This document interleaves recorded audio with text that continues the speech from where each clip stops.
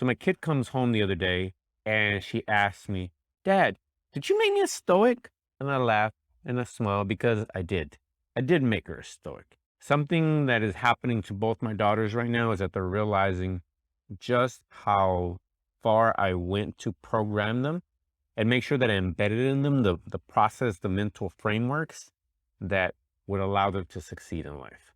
So my daughter goes on to tell me how at school they were discussing stoicism. Now, I don't know about the specifics of the conversation, but the teacher was sharing different quotes from Marcus Aurelius and various other Stoics.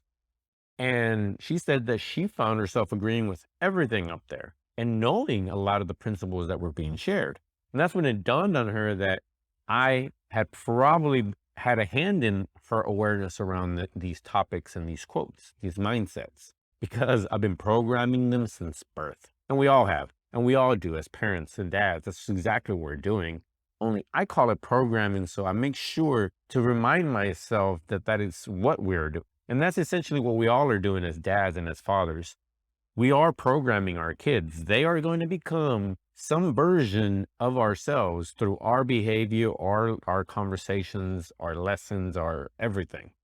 So how did I become a Stoic? Well, it turns out that life made me a Stoic. It's not something new. For one, I thought it was my unique way of approaching life that was allowing me to make sense of it all and succeed and also not lose my mind. But I found out that these simple principles are timeless and go back thousands of years. I'm the oldest of four kids that were raised together. It's another story of I have two older siblings, but four of us were raised together. And as the oldest, I was responsible for taking care of my younger siblings at a very young age. That's a lot of responsibility to put on a 6 or 7 year old. But that was my role. And all you older brothers and older sisters, you know exactly what I'm talking about. It is just something that is normal and it is something that is expected. I believe that that's what started to teach me how to manage people and how to try to behave better because after a while you realize you just can't beat your brothers and sisters up all the time to get them to follow instructions and not make you look bad. Yeah, I did that. Then when I was 16, I was hired as a sacker at a grocery store and I stayed in the industry for 18 years. And 14 or 15 of those years I actually spent in management, while for the majority of it, never really receiving training and having to figure things out on my own. And as time went on, I started to develop ideas and principles and mental frameworks to allow me to survive, thrive, and actually do a good job. By the time I was done, I was considered a pretty good manager. I was able to move people and get them to respect me.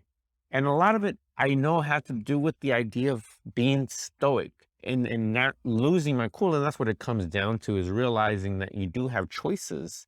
No matter how bad things get, you have choices. And many times the choice is just taking a breath, thinking through it before reacting emotionally. And I think that's at the crux of the entire Stoic philosophy, is react intellectually and not emotionally. When a person is referred to as a Stoic in our normal language, it's referring to people that are just kind of calm, never say much. They're Stoic. So anyways, point of all that is to say life has kind of made me a Stoic. I had to be, because I was in charge of a lot of people at various points in my life. And not being in control and not managing my emotions was a surefire way to lose the respect and trust of everyone that I worked with, and including the customers that will shop in at our stores.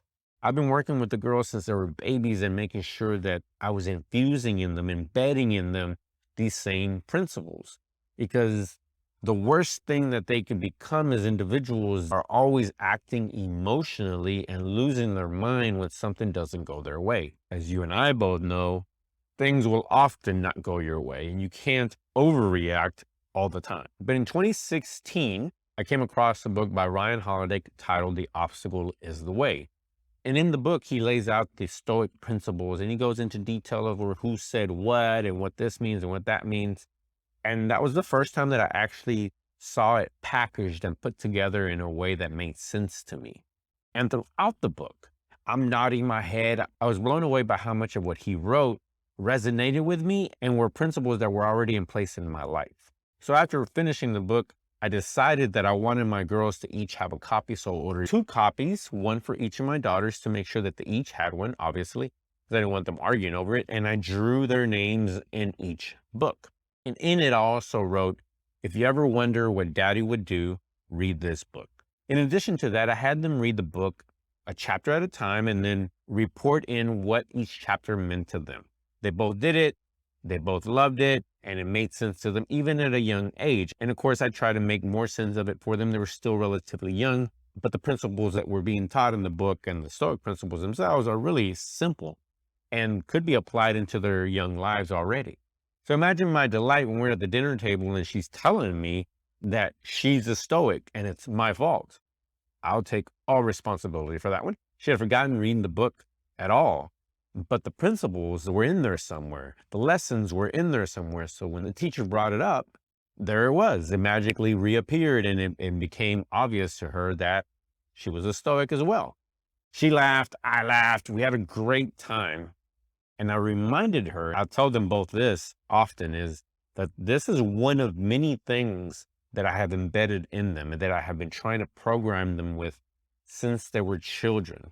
Every single thing that I've been working on for myself, I realized that I needed it, obviously, so I added it to my fanny pack of tools.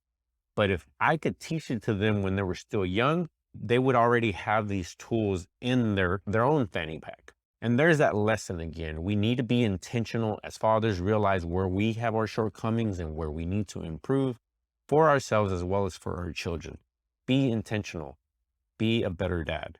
Thank you for watching today's video podcast. It means the world to me. If you enjoyed this video, then I think you're going to enjoy this one where I talk about daddy issues and how we all have them. Check that out. If you haven't already, make sure to subscribe to this channel and make sure you're notified whenever I drop a new video. And until next time, bye-bye.